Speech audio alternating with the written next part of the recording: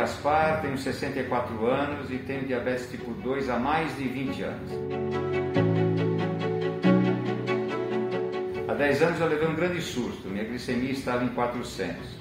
Fui parar no hospital, tomei a insulina e a minha reação foi de medo, tristeza, revolta e eu precisava mudar.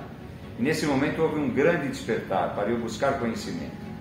Eu descobri que o diabetes não é o fim, é o início de uma nova história.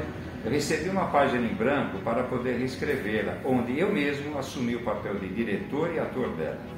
Hoje no Brasil somos mais de 15 milhões de pessoas com diabetes e mais da metade não sabe dessa doença. E no mundo somos mais de 370 milhões e até 2030 chegaremos a um número imensurável. Nós possuímos 20 associações sobre diabetes espalhadas em todo o Brasil, onde o principal objetivo é dar orientações e informações, pois a educação é um ato de transformação no comportamento. Nós temos 3 pilares da educação sobre diabetes, que é tomar corretamente a medicação, ter uma alimentação saudável, praticar atividade física regularmente e envolver toda a família.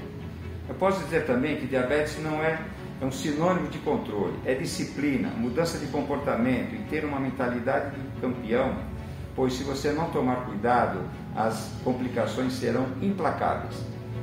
90% dos diabetes tem problema de amputação, 80% cegueira e 50% é a diálise.